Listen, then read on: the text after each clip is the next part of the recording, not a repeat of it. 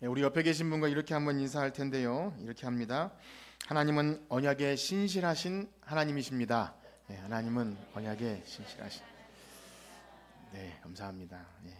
우리는 지난 시간부터 성도가 꼭 알아야 하는 언약이라는 책을 중심으로 우리 구원 얻은 성도가 우리의 신앙의 삶에 있어서 정말 이제 뗄래야 뗄 수 없는 그런 성경이 말하는 언약에 대해서 우리 주일 아침에 살피기 시작했습니다. 그렇습니다. 우리가 교회에 다닌 횟수가 좀 그래도 오래되고 성경을 좀 안다고 하는 분들조차도 이 언약이 무엇이냐고 물으면 또 그렇게 쉽게 대답하지 못하는 경우를 많이 보게 되는데요. 마찬가지이죠. 그래서 그저 목사님들이나 혹은 신학 교수들이나 성경을 조금 유식하게 있어 보이게 하려고 그래서 언약 신학 그렇게 표현하는 것이나 혹은 우리가 교리를 배울 때 수요일 날 웨스트민스터 신앙 고백이나 보면 언약들이 나오지 않습니까? 그럴 때나 좀 생각하는 용어이지 않나 그렇게 생각하게 되는 것 같아요. 그래서 구속 언약, 행위 언약, 은혜 언약, 아브라함 언약, 노아 언약, 모세 언약, 다윗 언약 이렇게 나오면 벌써 머리가 좀 굳어지는 좀 이렇게 그런 생각이 들죠. 어떠십니까? 벌써 머리가 좀 아프시죠? 그럼에도 교회에서 자주 듣는 말로 우리는 하나님의 언약 백성입니다. 그렇게 말하고 찬양 중에도 당신은 하나님의 언약 안에 있는 축복의 통로 이런 얘기 들으면 기분이 좋으시죠? 우리 하나님의 언약 백성입니다. 또 하나님께서 언약 안에 우리 복이 되게 하셨습니다. 그러면 참 좋아요. 그렇습니다. 잘은 몰라도 우리가 하나님의 언약 아래 산다는 것은 정말 최고의 복인 것이죠. 이 땅에서 그 어떤 무엇보다 비교할 수 없는 복이 하나님의 언약 백성이라는 것이고 그 언약으로 인해서 우리가 예수 믿게 되었고 또 구원받고 또 참되게 구원받은 신자가 되는 것. 그렇다면 이 언약에 대해서 하나님이 언약하심에 대해서 당연히 관심과 사랑을 가질 수밖에 없게 되는 것입니다. 그렇습니다. 하나님은 어떤 하나님이십니까? 언약의 하나님이십니다. 한번 따라해 봅시다. 언약의 하나님. 하나님에 대한 많은 표현이 있지만 우리 이 시간 언약의 하나님에 대해 배우는데요. 왜 하나님을 언약의 하나님이라고 표현합니까?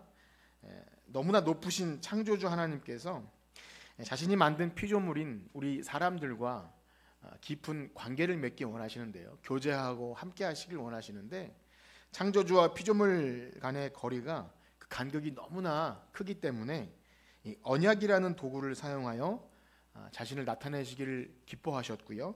그래서 하나님은 우리와 언약을 통해서 우리와 의미 있는 관계를 맺기를 원하신다. 그런 말씀을 드렸습니다. 지난주에 그렇게 말씀을 드렸는데 그래서 하나님을 언약의 하나님이라 할 때는 성경에 계시된 하나님은 우리 인생들과 늘 언약을 도구로 해서 만나고 교제하시는 거죠.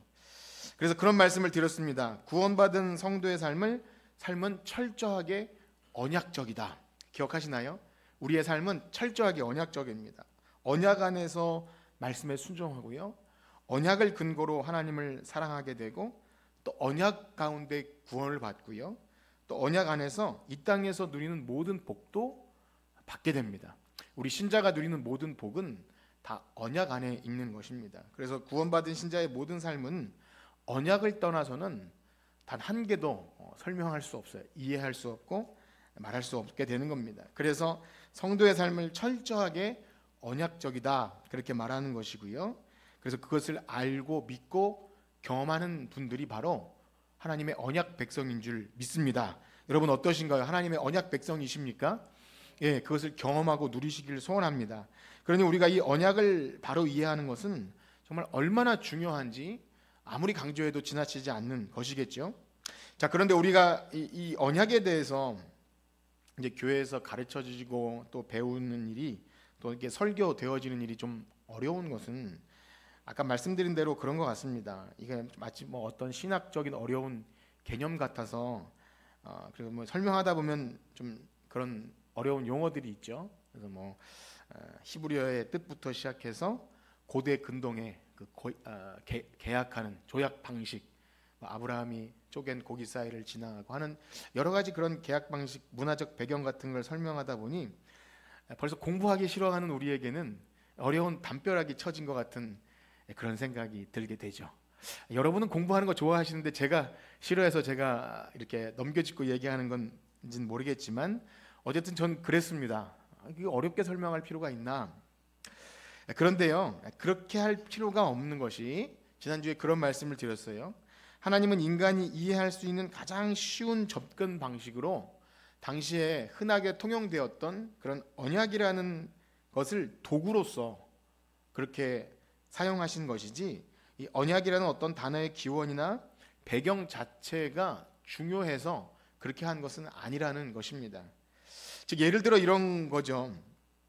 쉽게 좀 설명드리면, 여러분들에게 누가 사랑이 무엇입니까? 그렇게 말하면 여러분 무엇이라고 대답하시겠어요? 사랑이 무엇인지 여러분에게 물으신다면 뭐라고 대답하시겠습니까? 여러 가지로 말할 수 있을 거예요. 철학적인 의미로, 성경에는 아가페가 있고, 필레오가 있고, 에로스가 있고, 여러 가지로 말할 수 있겠지만, 여러분 사랑하면 어떻게 되죠? 사랑하면 한번 생각해 보세요. 사랑하는 사람이 옆에 있나요? 있으면 보고 싶고, 만나고 싶고, 사랑의 수고가 있고 헌신하게 되고, 때로는 질투하게 되고, 여러 가지 내용들이 있잖아요. 그 사랑에 수반되는 여러 가지 내용. 우리가 사랑의 어원이나 철학적 개념을 몰라도 그래도 사랑하기 때문에 미워도 다시 한번 이런 것들이 우리의 삶에 있습니다. 즉 단어는 잘 몰라도 그 실제적인 내용들이 있게 될 때 사랑에 대해서 잘은 몰라도 어렴풋이 알게 됩니다. 물론 오늘날 왜곡된 가짜 사랑을 진짜 사랑인 줄 착각하고 있는 이 시대 안에서 그렇게 설명드리는 것이 좀 혼란을 일으킬 수 있기 때문에 예를 든 것은 여기까지만 말씀드리고, 어쨌든 이런 겁니다. 우리가 언약을 이해하는 것은 그 어려운 신학적인 개념이나 어떤 언어를 이해하기보다는 하나님이 인간에게 언약을 하시면서 무엇을 거기에 담아 놓으셨는지 그 언약의 요소와 내용들을 이해하는 것이 더 중요하다, 그런 말씀을 드렸습니다. 그래서 그것이 무엇이었습니까? 이런 거죠. 하나님의 계명을 지키면 하나님은 그 계명을 지키는 자에게 인자와 자비를 베푸시는 것. 다 아는 것 같아도 이것이 언약에 담아내고 있는 중요한 요소입니다. 인간은 하나님이 말씀하신 계명을 지키는 것이 언약을 신실하게 지키는 것이고, 그러면 하나님은 그 언약을 지키는 방식으로 인간들에게 인자와 자비를 베푸십니다. 그래서 이러한 구조는 태초의 에덴 동산에서부터 있어 왔습니다. 하나님께서 아담에게 무엇을 하라, 무엇을 하지 말라 이렇게 명령하시면 아담이 그 말씀을 잘 듣고 순종하고 지키면 그것이 하나님과의 올바른 관계가 되는 겁니다. 의로 여기시죠. 성경이 말하는 의의 개념은 이 관계 개념인 거예요. 하나님의 말씀에 순종할 때, 하나님의 뜻대로 살아갈 때 그걸 보시고 의롭게 여기시죠. 반대로 하지 말라고 한 것을 아담이 하게 될 때 그 관계가 깨져 버립니다. 그래서 범죄하게 되고 역시 말씀하실 때 정령줄이라 하는 그런 진노가 임하게 되죠. 타락 이후에도 여전히 하나님은 은혜를 입은 백성들에게 계속 그런 식으로 나타나십니다. 노아에게도 그랬고 아브라함에게도 그랬고, 그들이 무엇을 행할 것을 말씀하시고, 그래서 인간 편에서 그것을 행하게 될 때 노아에게는 방주를 지으라, 아브라함에게는 본토 친척 아비 집을 떠나라, 약속을 믿고 그것을 했을 때 하나님은 언약의 근거에서 그들에게 구원을 베푸시는, 복을 허락하시는 것을 쭉 보게 되는 거죠. 그것이 바로 언약이 담아내고 있는 중요한 요소입니다. 인간의 순종과 하나님께서 그들에게 복 주심. 자, 그러다가 언제 와서 그 언약이 좀 더 구체적이고 명확하게 드러났다 그랬죠? 모세 옆에서 다윗 그랬는데, 그래도 뭔가 이렇게 뭔가 알시고 계시기 때문에 대답할 거라고 생각합니다. 아담 언약, 노아 언약, 아브라함, 그다음에 모세, 다윗, 예수 그리스도 이렇게 된다 그랬죠. 다시 그 표를 보여드리지 않겠습니다. 어쨌든 그렇게 하면 또 졸리시는 분이 있을 것 같아서 들으시면 돼요. 모세 때 와서 그것이 명확하게 드러났다고 했는데, 출애굽한 이스라엘 백성들과 시내산에서 언약을 체결하실 때 구체적으로 그 언약의 내용이 드러나게 됩니다. 그래서 지난주 성경 한 6군데를 대표적으로 찾아서 읽어봤는데요, 오늘은 대표적으로 한 2곳만 한번 기억을 되살려보면서 읽도록 해보겠습니다. 오늘 본문과 느헤미야인데요, 먼저 신명기 7장 9절, 오늘 본문을 한번 다시 읽어봅시다. 신명기 7장 9절 시작. 그런즉 너는 알라, 오직 내 하나님 여호와는 하나님이시요 그를 사랑하고 그의 계명을 지키는 자에게는 천대까지 그의 언약을 이행하시며 인애를 베푸시되. 아멘. 그를 사랑하고 그의 계명을 지키는 자, 그 조건이죠. 그리고 그러면 그의 언약을 이행하시는데, 그 언약 이행하는 것을 인애를 베푸심으로 이행하십니다. 느헤미야 말씀을 한번 읽어볼까요? 느헤미야 1장 5절 시작. 이르되 하늘의 하나님 여호와 크고 두려우신 하나님이여, 그를 사랑하고 주의 계명을 지키는 자에게 언약을 지키시며 긍휼을 베푸시는 주여 간구하나이다. 느헤미야가 기도할 때 이 언약을 근거로 주를 사랑하고 주의 계명을 지키는 자에게 언약을 베푸시는 주여 긍휼을 베푸시옵소서, 이렇게 언약을 근거로 기도합니다. 자, 그래서 인간 편에서 언약을 지킨다는 것이 실제로 뭐라 그랬죠?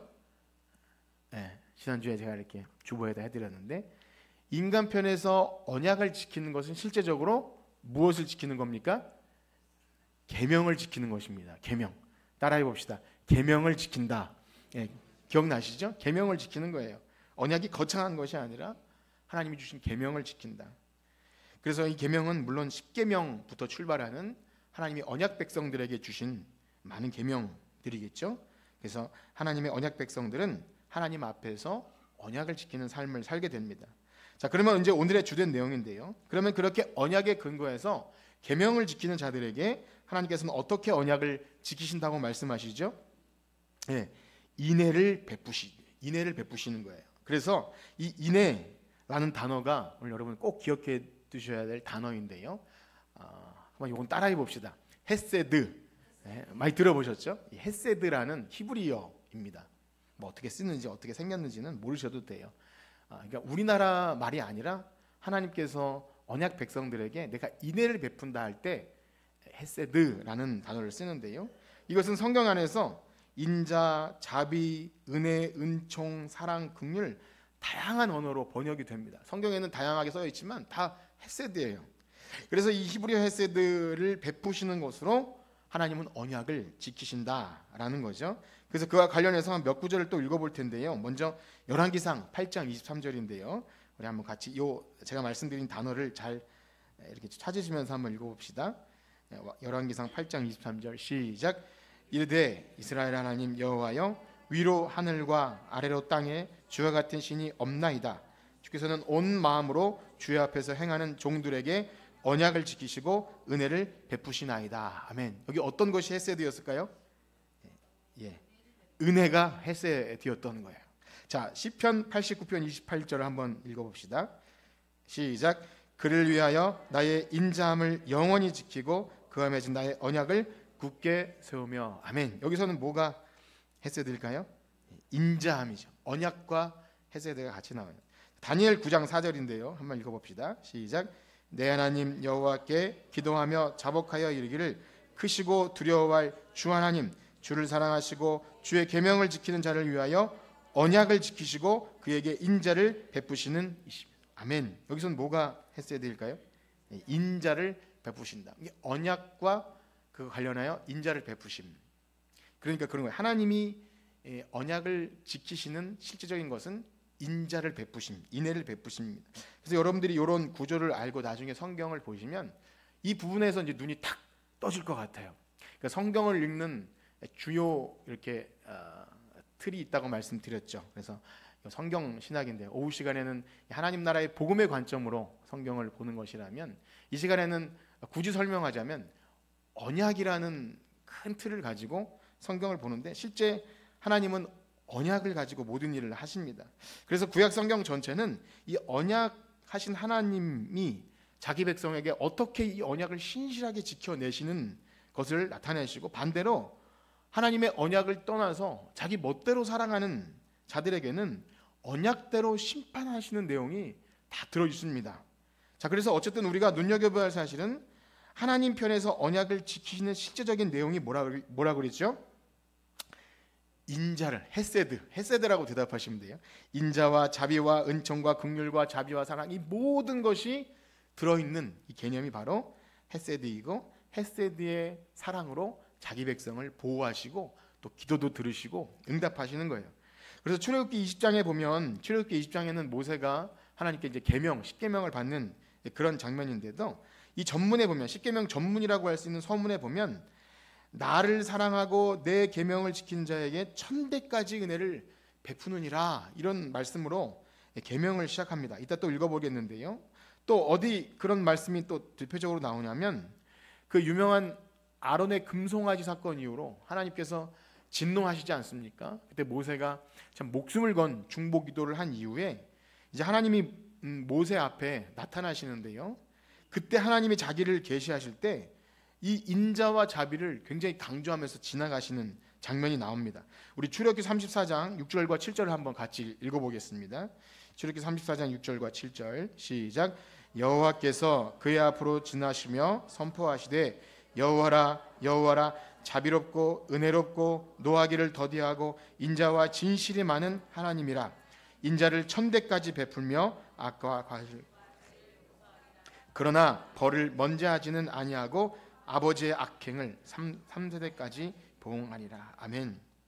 여기서도 계속 강조하는 게 자비롭고 은혜롭고 또 노하기를 더디하고 인자와 진실이 많은 하나님이라. 더 설명드리겠지만 좀 비슷한 표현인 이 에메트, 그러니까 헤세드와 에메트는 진실, 진리, 이런 표현인데요. 하나님은 자기 자신을 그렇게 계시하셔요. 언약의 신실하신 하나님이심을 계속 인자와 자비를 통해 드러냅니다. 그래서 이 헤세드라는 단어와 자주 사용되는 것이 이제 에메트인데요. 뭐 여기까지만 기억하시면 좋을 것 같아요. 이 에메트는 진실, 진리, 뭐 이런 표현을 상호 번갈아가면서 사용합니다. 자, 그렇다면 우리가 이제 이렇게 그렇구나, 하나님께서 자신의 언약을 지키심을 인자와 진실로 했고, 또 그럼 구약 백성들은 이것을 근거로 살아가는데, 예를 들어서 몇 사람을 좀 살펴보도록 하겠습니다. 먼저는 이제 아브라함인데요. 아브라함이 100세에 낳은 아들, 그 이름이 누구죠?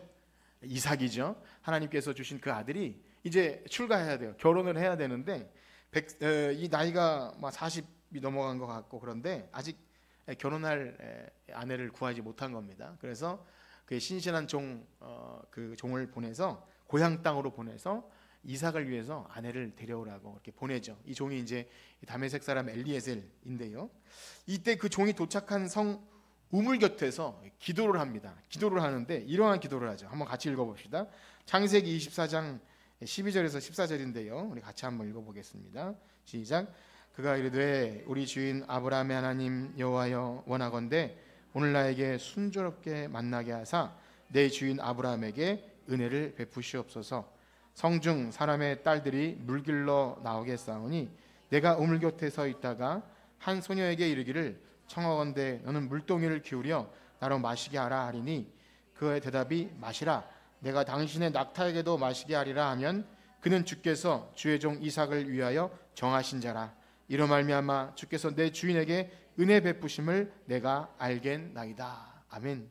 이 종도요, 그래도 아브라함의 집에서 살면서 아브라함을 통해 하나님을 아는 자였기 때문에 하나님께 기도하죠. 내 주인 아브라함에게 은혜를 베푸시옵소서. 이 에세드의 은혜를 베풀어 달라고 기도하고, 주께서 내 주인에게 은혜 베푸심을 내가 알겠나이다. 그러니까 이렇게 우물가에서 이 여인을 만나서 물을 마시게 하면 기도를 마치자 정말로 놀랍게도 그 어떤 한 아낙네가 와서 이 기도한 대로 정말 낙타에도 물을 먹이고, 야 여호와 이래다, 우리가 평소에도 그런 말을 쓰지 않습니까? 정말 그 기도가 응답된 거예요. 그러니까 이 종이 너무나 감사하고 놀라서 하나님을 찬송하는데요, 이렇게 찬송합니다. 27절을 한번 읽어볼까요? 24장 27절 시작.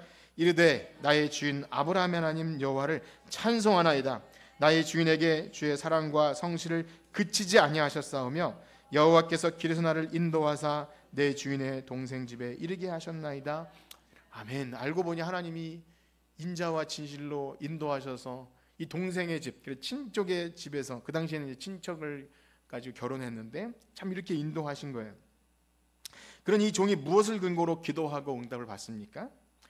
사실 아브라함에게 언약하신 복을 근거로 기도한 거죠. 하나님이 아브라함을 부르실 때 땅과 많은 자손과 또 하나님이 내 하나님이 되셔서 많은 자손을 주기로 약속했는데 하나님이 그것을 당연히 주시지 않겠습니까? 하나님의 언약을 근거로 기도했고, 그러니까 그렇다면 여기서 잘 만나게 해주세요.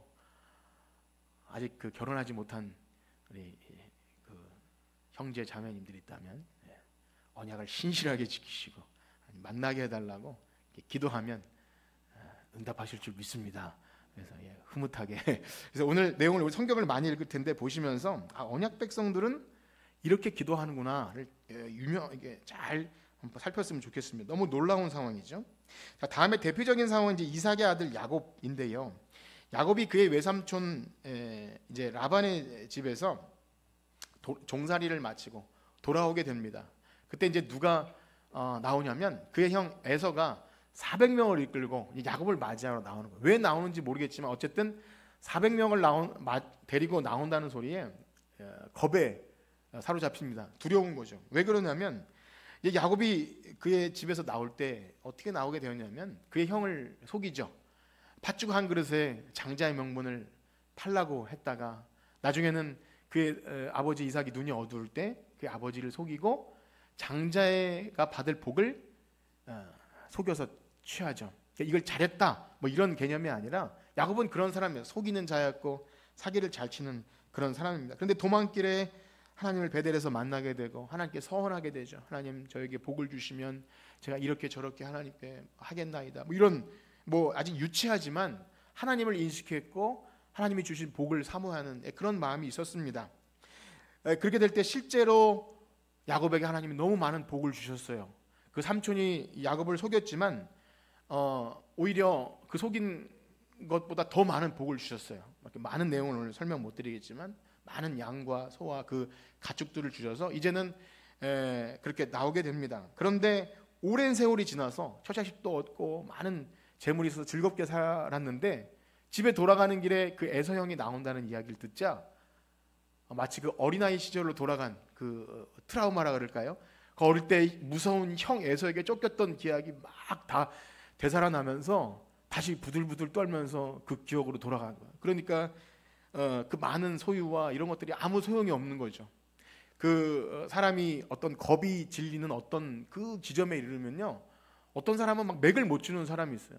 저 사람은 왜 이렇게 겁에 질리지 하는데 사람마다 그런 지점이 있는 것 같아요. 야곱은 그 형 에서가 평생에 속이고 그랬지만 두려워하는 그런 존재가 됩니다. 그래서 너무 두려워서 하나님께 기도하는 장면이 나와요. 야곱이 어떻게 기도합니까? 우리 창세기 32장 10절에서 11절 말씀 한번 읽어볼까요? 창세기 32장 10절에서 11절 시작. 나는 주께서 주의 종에게 베푸신 모든 은총과 모든 진실하심을 조금도 감당할 수 없사오나 내가 내 지팡이만 가지고 요단을 건넜더니 지금은 2때나 이루었나이다. 내가 주께 간구하오니 내 형의 손에서 에서의 손에서 나를 건져내시옵소서. 내가 그를 두려워함은 그가 와서 나와 내 처자들을 칠까 겁이 나기 때문이니이다. 야곱은 너무 겁났어요. 겁날 때 하나님께 기도하십시오. 이 아포각 나루에서 야곱은 참 목숨을 건 기도를 한 겁니다. 물론 속이는 자였고 비겁하게 행동했지만 위기의 순간에 그가 기댈 것은 하나님밖에 없었던 거예요. 하나님의 은총과 모든 진실하심, 하나님 저를 불쌍히 여겨주세요. 그래서 야곱이 하나님의 언약을 신실하게 지킨 자는 아니었지만 하나님의 그 은총과 자비, 어릴 때부터 태 속에서부터 너가 동생이지만 형이 되게 하겠다. 그 하나님의 언약을 신실하게 믿고 그렇게 했을 때 정말 하나님이 응답하셔서 그 형 에서가 때려 죽일 줄 알았는데 알고 보니까 아니다. 그래서 동생하고 형하고 화해하면서, 여러분 이게 형제 간에는 얼마나 싸움이 많습니까? 태초부터 가인과 아벨 보세요. 돌로 동생 쳐 죽이는 그런 깨어진 관계인데 언약에 신실하신 하나님이 극적으로 화해를 하게 해주셨어요. 막 울면서 아니다, 내가 너를 미워하지 않는다. 얼마나 감사한 장면입니까? 여러분들 가운데 그런 은혜가 있기를 축복합니다. 그러니까 위기의 순간에 하나님의 인자와 자비를 구하는 거죠. 다음으로는요, 가장 언약의 중보자라 할 수 있는 모세인데요. 아까 전에 그런 본문을 읽었는데 이스라엘 백성이 모세가 하나님께 십계명을 받으러 올라간 사이에 그 사이를 참지 못하고 우리를 인도하여 낸 신을 내라. 그러니까 아론이 막 금붙이를 모아다가 금송아지를 만들어서 그 앞에서 막 하나님을 음란하게 섬기는 그런 일이 있었습니다. 하나님이 너무나 진노하셨죠. 그때 모세가 목숨을 건 중보기도를 하는데요, 이 백성을 긍휼히 여겨 달라고 간구할 때 하나님께서 자신을 이렇게 나타내셨어요. 아까 읽은 본문인데요, 그의 앞으로 지나가시며 여호와라 여호와라 자비롭고 은혜롭고 노하기를 더디하고 인자와 진실이 많은 하나님이라. 하나님이 그 자신을 계시하시니까 모세가 그 앞에서 넙죽 엎드려서 어떻게 기도합니까? 우리 출애굽기 34장 8절과 9절 말씀 한번 읽어볼까요? 34장 8절과 9절 시작. 모세가 급히 땅에 엎드려 경배하며 이르되 주여 내가 주께 은총을 입었거든 원하건대 주는 우리와 동행하옵소서. 이는 목이 뻣뻣한 백성이니이다. 우리의 악과 죄를 사하시고 우리를 주의 기업으로 삼으소서. 아멘. 죄를 지었지만 주께 은총을 입었거든. 그러니까 모세가 대표인 거죠. 모세가 하나님께 은총을 입었고 하나님이 자신에게 이렇게 나타나셨다면 그 은총을 근거로 해서 하나님께 기도한 겁니다. 그렇습니다. 이것이 우리 기도의 자세인 것이죠. 하나님의 은혜와 자비. 사실은 이따가 좀 더 말씀드리겠지만 우리가 한 어떤 것을 근거와 공로를 가지고 나간다기보다는 무조건 하나님이 언약의 하나님이시고 그걸 지키신다는 것, 그리고 최소한 모세가 하나님 앞에 신실한 종이었던 것, 그것을 가지고 나가는 것입니다. 그리고 다음으로는요, 언약으로는 유명한 인물 다윗인데요. 다윗에게 이런 일이 있었습니다. 우리에겐 좀 그렇게 유명한 일화는 아니지만 다윗을 죽이려고 했던 사울이 이제 적들에게 전쟁터에서 그냥 전사하고 맙니다. 그날 사울과 그의 아들도 다 죽게 되는데 당시에는 이제 시체를 능멸하죠. 적장의 시체이기 때문에 성벽에다 매달아 놓고 보기 좋으라고 새밥이 되라고 그렇게 하는데, 그 당시에 길르앗 야베스 사람들이 정성스럽게 사울의 시체를 걷어서 장사를 지내주게 됩니다. 사실 이 세상 권력 구조로 본다면 다윗에게 있어서 사울의 죽음은 그 대적의 죽음이기 때문에 통쾌한 일일 수도 있는 거죠. 그러니까 사울의 시체를 잘 수습해서 장사를 지내준 이 길르앗 야베스 사람들은 다윗보다 사울을 더 좋아하는 사람으로 여길 수 있게끔 하는 그러한 관계를 오해받을 수 있는 것이죠. 그래서 일반적인 세상의 왕이라면 저 길르앗 야베스 사람들을 미워했을 수도 있을 것입니다. 그런데 다윗은 전령을 보내서 그들에게 이렇게 말을 하죠. 우리 그 부분을 한번 읽어봅시다. 사무엘하 2장 5절과 6절인데요. 같이 읽어봅시다. 시작. 다윗이 길르앗 야베스 사람들에게 전령들을 보내 그들에게 이르되 너희가 너희 주 사무엘에게 이처럼 은혜를 베풀어 그를 장사하였으니 여호와께 복을 받을지어다. 너희가 이 일을 하였으니 이제 여호와께서 은혜와 진리로 너희에게 베푸시기를 원하고 나도 이 선한 일을 너희에게 갚으리니. 아멘. 이 다윗은요, 그의 삶에 이 은혜, 인자와 진리, 다윗과 요나단의 관계에서도 그게 계속 반복되었어요. 헤세드의 사랑, 이 인간들 삶의 안에서도 계속 그것이 나타났다는 거죠. 그래서 다윗은 길르앗 야베스 사람들이 사울을 장사한 일을 은혜를 베푼 것, 하나님의 그 백성으로서 은혜를 베푼 것으로 여기고 이 헤세드의 사랑을 베푼 것으로 이야기하면서 그들이 하나님의 복을 받을 것이다, 그렇게 얘기합니다. 이 왕은요, 당시의 왕은 하나님의 대리자로서 이 복을 빌 수 있는 그런 큰 특권이 있었던 겁니다. 사실상 사울은요, 이스라엘 백성들에게 별로 신실하지 않은 왕이었습니다. 오히려 이스라엘을 망하게 한 왕이고요. 그리고 그 왕을 잘 수습해 주면 다음 권력자인 다윗에게 밉보일 수도 있는 그러한 일이지만 그 죽은 왕에게조차 은혜를 베푼 일에 대해서 다윗은 하나님의 백성이라면 마땅히 그렇게 신실하게 인자와 자비를 베풀어야 한다 말하면서 하나님께 복을 구합니다. 이 외에도 구약성경 곳곳에 이 헤세드의 개념이 등장해요. 특히 룻기나 이런 데 보면 인자를, 그 망해가는 집에 인자를 베푸는 일을 포함해서 이 인자, 헤세드가 굉장히 많이 등장합니다. 즉 구약의 성도들은, 이 언약 백성들은요, 언제나 하나님의 인자와 자비를 근거로 하나님께도 그렇게 행했고 또 이웃에게도 인자와 자비를 베푸는 삶의 방식으로 언약 백성임을 드러낸 거예요. 그러니까 복을 구하고 하나님께서 나를 도와달라고 구하기 전에 먼저 하나님께서 우리에게 언약하신 것을 근거로 해서 삶을 살아갔다는 것입니다. 이게 의미 있는 관계예요. 하나님께 나아갈 때 하나님이 우리에게 기뻐하시며 무언가를 요구하시는 것을 우리가 무시한 채로 복을 구하거나 기도할 수 없다는 것입니다. 그래서 이러한 언약을 지키는 것과 하나님이 이에 따라 인자와 자비를 베푸는 이 중요한 것이 이스라엘 언약 백성의 삶의 중요한 작동 원리가 되었던 거예요. 최소한 그들이 언약을 떠나지 않고 그래도 신실한 삶을 이어갈 때 늘 하나님의 언약 백성으로서의 이 인자와 진리 그리고 그 안에서 복을 구하는 것이 연결되는 것입니다. 그래서 구약의 많은 시편들의 내용을 보면 이런 언약을 지키는 삶과 또 관련하여 하나님이 성실하게 그들을 보호하심이 계속 찬송의 시의 고백이 됨을 보게 되는데요. 우리 대표적으로 두 구절만 한번 시편 고백을 읽어볼 텐데, 시편 40편 10절에서 11절 말씀입니다. 시편 40편 10절 11절 시작. 내가 주의 공의를 내 심중에 숨기지 아니하고 주의 성실과 구원을 선포하였으며 내가 주의 인자와 진리를 많은 회중 가운데서 감추지 아니하였나이다. 여호와여 주의 긍휼을 내게 거두지 마시고 주의 인자와 진리로 나를 항상 보호하소서 하며, 이 하나님께서 항상 인자와 진리로 보호하는 근거를 10절에 보면 인자와 진리로 많은 회중 가운데 감추지 아니하는, 그렇게 살았음을 이야기하죠. 우리 시편 85편 말씀도 한번 읽어볼까요? 시편 85편 9절과 10절입니다. 시작. 진실로 그의 구원이 그를 경외하는 자에게 가까우니 영광이 우리 땅에 머무르리이다. 인애와 진리가 같이 만나고 의와 평이 서로 입맞추었으며. 이것도 같은 맥락입니다. 그를 경외하는 자에게 가깝다. 하나님의 구원이 경외하는 자에게 가깝다. 이처럼 언약 백성들은요, 하나님의 인자와 자비라는 성실한 사랑에 근거하여 언약을 지키는 삶을 살았고, 그때 하나님은 그들의 기도를 들으시고 응답하시고 하나님의 구원을 베푸심을 보게 됩니다. 그래서 우리는 이 내용을 성경에서 발견하게 되고요. 그리고 결국 이런 인자와 자비를 베풀 때 하나님을 찬송하게 돼요. 우리 117편 1절과 2절을 한번 읽어봅시다. 117편 1절과 2절 시작. 너희 모든 나라들아 여호와를 찬양하며 너희 모든 백성들아 그를 찬송할지어다.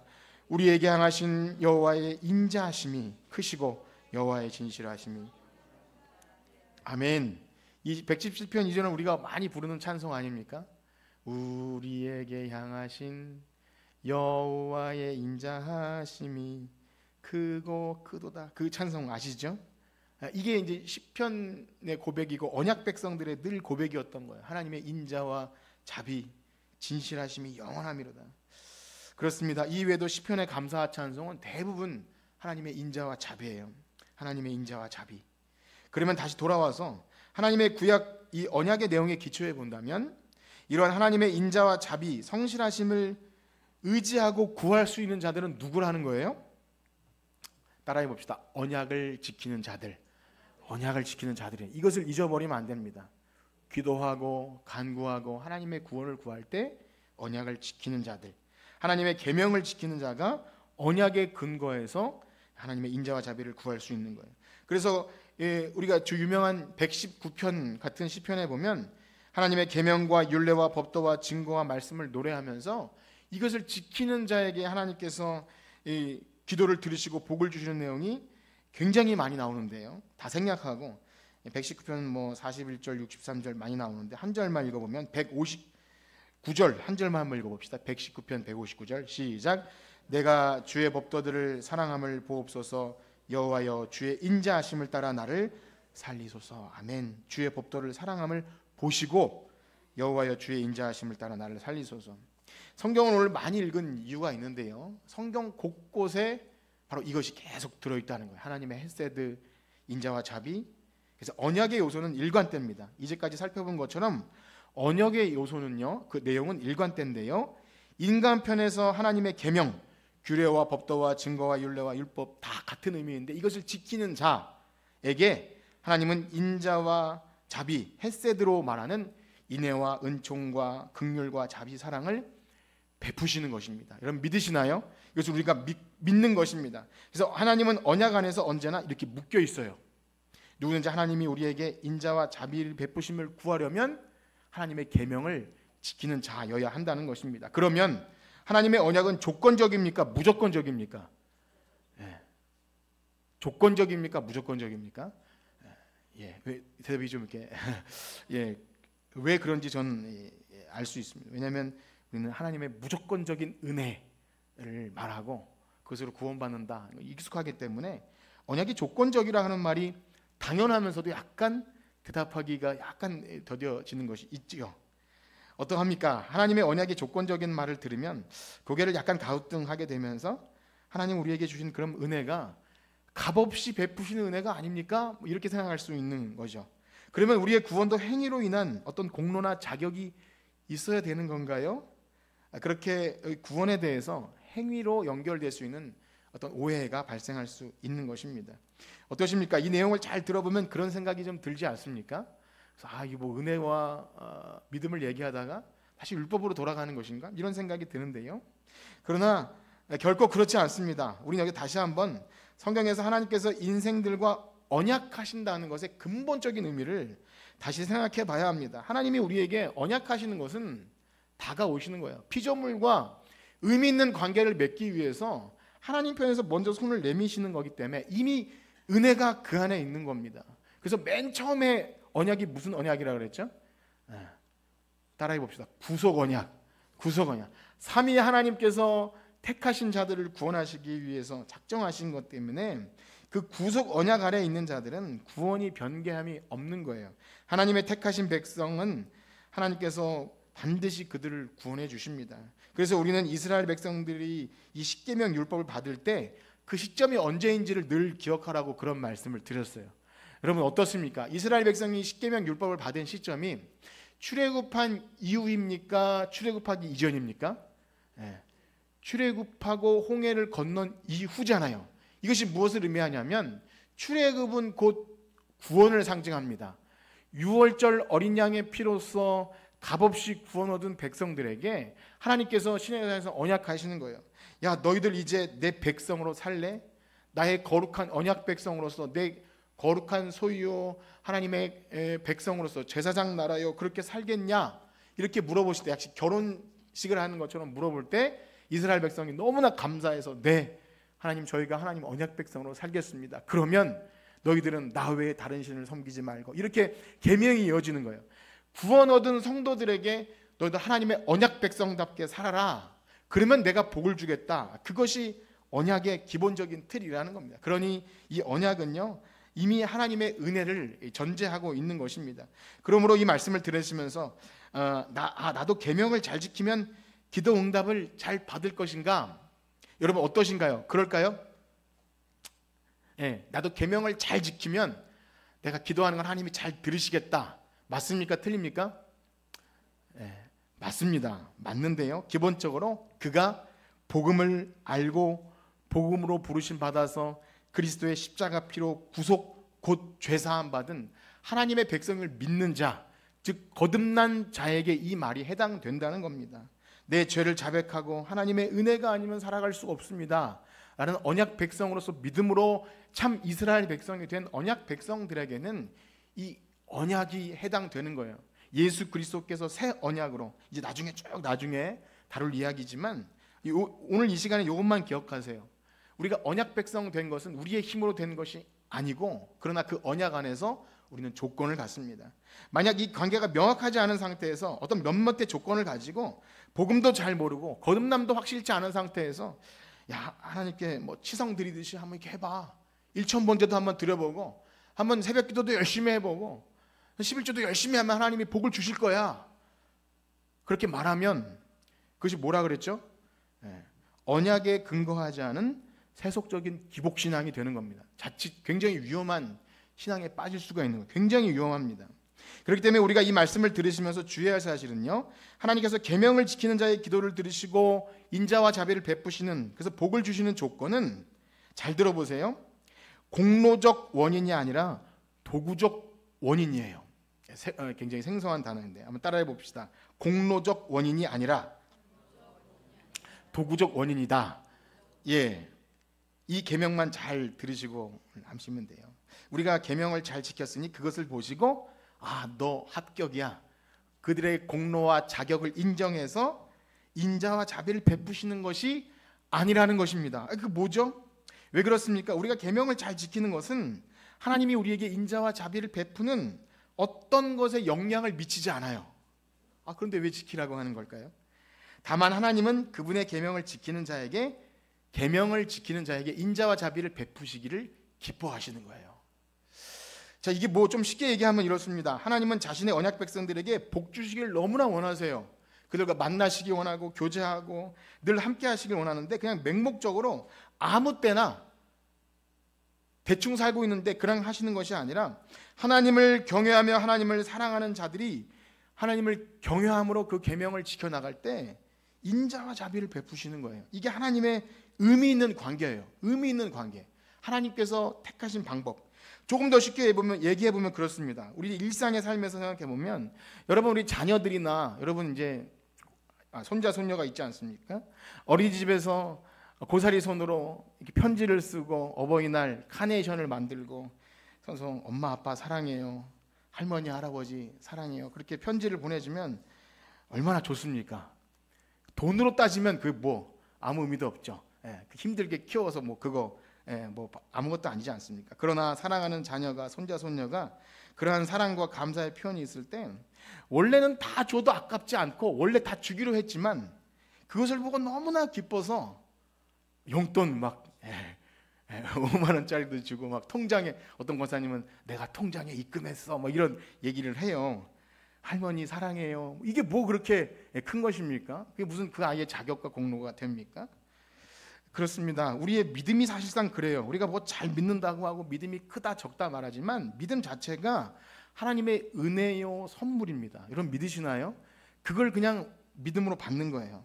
우리가 잘 듣는 예로 거지가 동냥을 하는데 어떤 사람이 그날 100만 원을 주는 거예요. 사람이 내밀었어요. 100만 원 든 봉투를 내밀었어요. 그 거지가 떨리는 손을 내밀어서 그 돈을 받게 됐을 때, 야, 그 거지가 참 잘했다. 떨리는 손으로 너 손을 안 내밀었으면 돈을 못 받았을 텐데, 야, 너 참 잘했다. 이렇게 말합니까? 어느 누구도 그 손을 그의 대단한 믿음이라고 보지 않아요. 그 사람이 도대체 누구길래 그 큰 돈을 그 거지에게 줬을까? 이렇게 생각하지 않습니까? 누가 이 큰 은자와 자비를 베푸는가? 그래서 믿음은요, 공로가 아니라 도구입니다. 그래서 도구와 공로를 잘 구분하셔야 돼요. 믿음은 그 놀라운 은혜를 수납하는 그냥 도구에 불과한 거예요. 도구, 통로입니다. 그래서 그 거지가 뭐 잘났다고 자존심을 내세우며 그 도구를 사용하지 않으면 어떻게 될까요? 받을까요? 못 받을까요? 못 받아요. 그런데 못 받는다는 거예요. 그래서 아까 전에 든 예로 우리 자녀들이 머리 좀 컸다고 이제는 내 힘으로 살 수 있어요, 뭐 할머니 할아버지 없어도 돼요, 잘난 척하면서 구하지도 않으면, 부모님을 기쁘시게 하지 않고 자녀가 내 멋대로 살아가면 주려고 했던 것도 안 줄 수 있는 거잖아요. 그렇지 않습니까? 자녀이지만 올바른 관계가 형성되지 않으면 이유 없이 주게 되면 말도 안 되는 거예요. 그 감사도 모르고 잘못된 자녀로 성장하게 됩니다. 그렇습니다. 하나님도 이 백성이 언약 백성이지만 그들이 하나님의 계명을 지키지 않았음에도 불구하고 아무런 근거 없이 언약을 어겨가면서 인자와 자비를 베푸지 않는다는 거예요. 그래서 하나님을 멸시하는 것이기 때문입니다. 복을 줄 수가 없어요. 저는 이 말씀과 관련하여 오늘 말씀을 마치면서 우리가 지금 읽고 있는 이 데살로니가 전서, 매일 성경 본문인 데살로니가 전서와 관련된 말씀을 드리고 마치려고 하는데요. 이 데살로니가 교회는요, 바울이 매우 짧은 기간 동안 복음을 전해서 놀랍게 성장한 교회예요. 그들이 한 3주간 바울이 복음을 전했음에도 믿음의 역사와 사랑의 수고와 소망의 인내가 막 자라나서 그들의 그 믿음의 소문이 옆에 있는 지방까지 막 퍼져나가는, 정말 뜨겁게 믿음이 자라는 그런 소문난 교회가 됩니다. 그래서 복음으로 말미암아 거듭나고 믿음의 역사가 일어났는데요, 그러한 바울이 그 교회에 편지를 쓴 이유가 뭐냐면, 그 뜨거웠던 교회에도 문제가 있었으니 대표적인 것이 마지막 주님 다시 오실 때 재림신앙에 대한 오해가 있었어요. 대표적인 것이 그거 하나고요. 또 하나가 뭐냐면 그들의 삶에 음행의 문제가 있었습니다. 음행의 문제. 매우 발달한 항구 도시, 상업 도시에서 여러 문화가 교류되고 각종 우상 숭배와 또 그러던 장소이다 보니 세상의 유흥 문화와 음란한 것들이 그 도시에 가득해서 그냥 태생부터 그것이 당연히 여겼던 사람들입니다. 그러다 보니 그들이 복음을 듣고 교회에 들어왔지만 여전히 그들의 익숙한 것이 몸에 배었기 때문에 당연시 여겼던 성적으로 문란한 것들을 그냥 가지고 교회 안에 들어와서 그렇게 살았던 것입니다.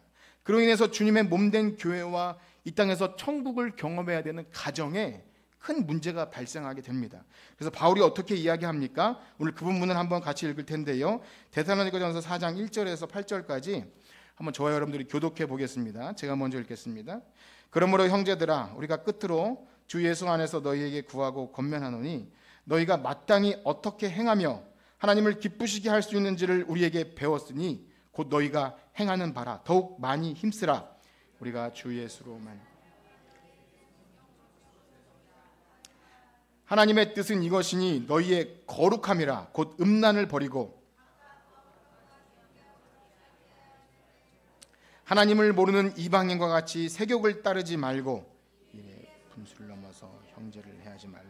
이는 우리가 너희에게 미리 말하고 증언하는 것과 같이 이번 일에 주께서 하나님이 우리를 부르심은 부정하게 하심이 아니요 거룩하게 하심이니 그러므로 저버리는 자는 사람을 저버림이 아니요 너희에게 그의 성령을 주신 하나님을 저버림이라. 아멘. 그렇습니다. 바울이 전한 복음에는 그냥 예수 믿고 구원받으라는 말만 있는 게 아니라 너희가 마땅히 어떻게 행하며 하나님을 기쁘시게 할 것이 무엇인지까지도 가르쳤습니다. 즉 복음으로 구원 얻은 성도의 삶이 무엇인지까지 가르쳐서 어떻게 하는 것이 하나님을 기쁘시게 하는 것인지를 가르쳤던 거예요. 이는 단순히 윤리 도덕적으로 또 경제적으로 올바른 삶, 착한 삶을 사는 것을 넘어서 하나님을 기쁘시게 해야 되는 언약 백성들의 지켜야 될, 마땅히 지켜야 될 계명이고 명령이었던 것입니다. 그런데 그것을 지키지 못할 때 어떻게 됩니까? 하나님이 우리를 부르신 그 부름의 목적, 거룩한 성도로서의 삶을 살지 못할 때 하나님의 자녀의 복을 누리지 못하게 되는 겁니다. 그리고 많은 사람들이 그를 통해 복을 누려야 되는 복의 통로로서의 역할도 못하게 되죠. 그 엄청난 구원을 얻어놓고 이 땅에서 비참한 삶을 살게 될 수밖에 없는 겁니다. 하나님이 그러면 내 기도를 들으실 아무런 조건과 명분도 성립되지 않습니다. 그렇습니다. 만약 어떤 성도가 나는 예수 믿고 죄사함 받고 구원받았으니 내가 세상에서 어떻게 살든 전에 즐겼던 세상 음란과 문화와 술과 도박과 그런 것을 즐기면서도 하나님께 나와 거룩하게 기도하고 나를 지켜주시고 보호해 주실 것을 간구한다면 그것은 말이 됩니까? 안 됩니까? 안 되는 거예요. 그럴 수 없는 겁니다. 그것은 복음으로 거듭난 삶도 아니고 신앙 양심에도 어긋나며 하나님을 경외함도 없이 오히려 하나님을 만홀히 여기는 거예요. 하나님을 업신이 여기는 것입니다. 기만하는 것입니다. 그러므로 사랑하는 성도 여러분, 우리가 하나님의 인자와 자비를 구한다면 어떻게 해야 합니까? 하나님을 근심하게 하는 죄에서 돌이키고 내 행위를 돌아보고 하나님의 거룩한 성도로서 계명을 지켜야 할 줄 믿습니다. 이것은 회복된 계명입니다. 율법주의로서 계명을 지키는 것이 아니라 예수 그리스도를 믿기 때문에 회복된 하나님 백성으로서 그리스도의 피로 거듭난 자로서 거룩한 성도의 삶을 살아야 합니다. 사랑하는 성도 여러분, 우리들의 삶은 어떠합니까? 하나님의 살아계심을 믿고 우리의 기도가 응답된 것을 믿으며 하나님의 인자와 자비가 없이는 하루도 살아갈 수 없다는 것을 믿으십니까? 그렇다면 계명을 지키시길 축복합니다. 하루에도 수십 수백 번 만나는 위험 요소 가운데 하나님께서 우리의 가정과 자녀와 직장과 우리의 삶 전체를 지키시고 보호하시는 인자와 자비가 반드시 있어야 함을 믿으십니까?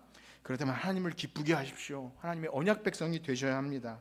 하나님의 언약을 신실하게 지키십시오. 하나님의 뜻은 이것이니 너희의 거룩함이라. 바라기는요, 우리 구원받은 성도로서 우리의 삶 전체가 하나님이 기뻐하시는 거룩한 산제사로 드려지기 위해서 하나님의 계명을 신실하게 지킬 때 하나님의 그 언약의 복, 인자와 자비로 말하는 그 언약의 복을 풍성히 누리시는 저와 여러분들 되시기를 주님의 이름으로 축복합니다. 기도하겠습니다. 하나님 감사합니다. 우리에게 주신 놀라운 은혜의 복음, 오직 믿음으로 구원을 얻는다는 이 복음에는 마땅히 언약 백성으로서의 삶의 계명이 있습니다. 예수님은 계명을 폐하러 온 것이 아니라 더욱 완성하고 우리가 즐겁게 그 계명을 지키도록 우리를 부르셨습니다. 우리가 이것을 무시하고도 하나님의 인자와 자비를 구한다면 그것은 복음을 알지도 못하는 것이고 하나님의 거룩하심을 업신 여기는 것입니다. 하나님, 우리를 부르신 목적은 거룩이고 이 땅에 많은 사람들이 우리가 제사장같이 되어서 거룩한 우리의 삶을 통해 많은 사람들이 복을 누리게 하는 복의 통로로 살게 하심인데 우리가 그렇게 살지도 못할 뿐더러 기도도 응답되지 않고 우리의 삶이 늘 그렇게 참 낙담하고 감사도 없고 비참한 상태에 있다면 우리가 하나님 앞에 어떻게 살았는지를 돌아보게 하시고 회개하며 하나님의 언약을 신실하게 지키는 그런 백성으로서 하나님의 언약의 복을 누리는 우리 모두가 되게 하여 주시옵소서. 감사하며 예수님의 이름으로 기도합니다. 아멘.